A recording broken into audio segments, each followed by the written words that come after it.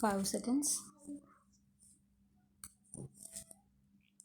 Mr. Speaker, a large number of honorable members have participated in this debate and they have made useful suggestions since I was entrusted with the responsibility of this ministry.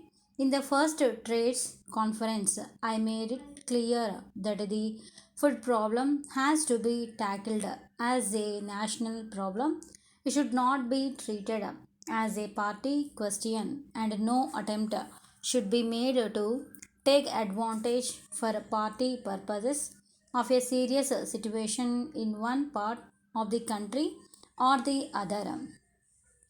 It should be the joint effort of the central government and the state governments to meet the serious situation that is facing the country. Unless we make a joint endeavor in this matter, I feel that the problem will continue to challenge us. Therefore, joint effort is necessary. The joint effort should be not only by the governments but also by the people in every state because the problem is such that the entire country will have to be mobilized to face this situation. Sir, the suggestions that have been made divide the entire issue into four broad aspects.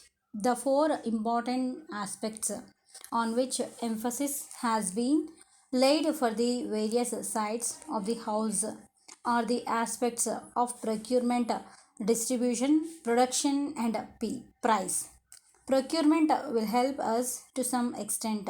Some of the state governments have their own systems of procurement, and in some states, the procurement policies have been quite successful. By and large, it will have to be left to the state governments as to what system they will follow for the successful procurement of the surplus food grains in their respective states. In some states, it may be the levy system, while in some others, it may be directly from the cultivators or from the millers. It will all depend upon the circumstances existing in each state. So, it will be difficult to have a uniform policy so far as procurement is concerned, but it will have to be an effort of the state governments to have some system of procurement so that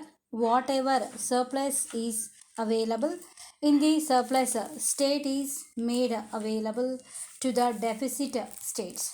The system of distribution also differs in various states. At certain places we have rationing, and in many rural areas in the deficit states we have fair price shops. It will require a bold person to say that in any of these systems of distribution there is no scope for leakages. So it should be the endeavor of those who are in charge of all these distribution systems to see that in view of the scarcity we are faced with, all channels of leakages are efficiently plugged. If there is any leakage, the people for whom the food grains are meant would not get the food grains. Instead, the food grains would go to a class of people who have a better purchasing capacity. Therefore, all the loopholes in the distribution will have to be plugged. The only answer to the problem that we are facing today is production.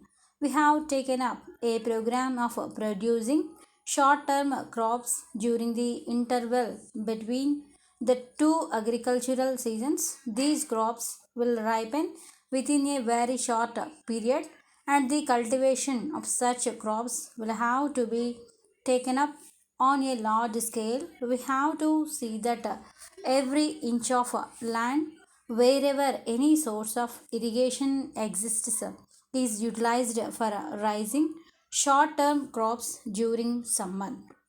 Then Sir, remunerative prices should be paid to the producers if we want that they should bring out their stocks and also increase their production. I may tell the House that even before I took charge of this ministry, I had always felt that, as in the case of industry, in agriculture, as the prices of agricultural produce should be fixed after taking into consideration the cost of production of the commodities. I may inform the House that a beginning has already been made in this direction. I have asked that a study should be made of the cost of production of some of the important agricultural commodities so that at the time of fixing their prices they would be available. I am quite clear in this matter that, as in the case of other commodities, agricultural commodities also should receive a fair price. On this occasion, I would say that in our difficult times, when there was a shortage of food grains, several friendly nations came to our help. I would express my thanks to those several friendly nations. I will take the earliest opportunity to enlist the cooperation of the leaders of the various parties in this house so that we can have a very intensive campaign for growing short term crops. In this, we require the cooperation and assistance of the entire country so that we can meet this challenge and ensure development of the nation as a whole. Dear sir, we have great pleasure in introducing ourselves as the sole selling agents of the Delhi Cotton Mills Limited at Madras and as the principal suppliers to the government of Tamil Nadu through their approved list of contractors for supplying their requirements in cloth, linen sheets, tablecloth, etc.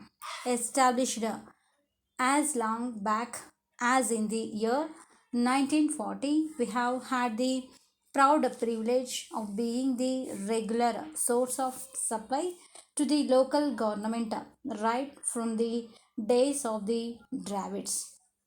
We are at present interested in establishing contacts with your company in the matter of securing wholesale dealership as far as your woolen goods are concerned. Our main line of business on the side of woolen articles is confined to blankets and power woolen cloth for overcoats, while the blankets are particularly consumed by the police department of the government here.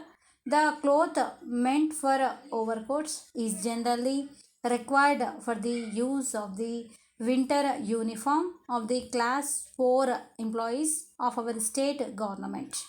We are sure that you are in a position to assess by now the volume of turnover which you can easily expect from us. Coming to our specific requirements, per annum we can safely estimate them to be at 10,000 meters of woolen overcoat cloth and 20,000 pieces of superior woolen blankets.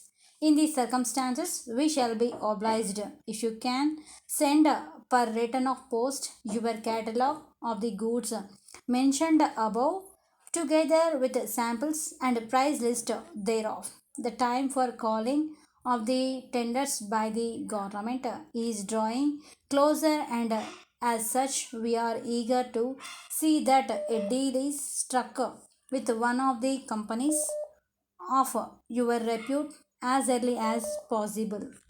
The terms of your payment being cash on delivery, we expect highly competitive rates from you. We will be pleased to furnish you any more particulars which you may require on this subject without any delay. We assure you of our best attention and cooperation at all times. Thanking you. In the meantime, we remain yours faithfully.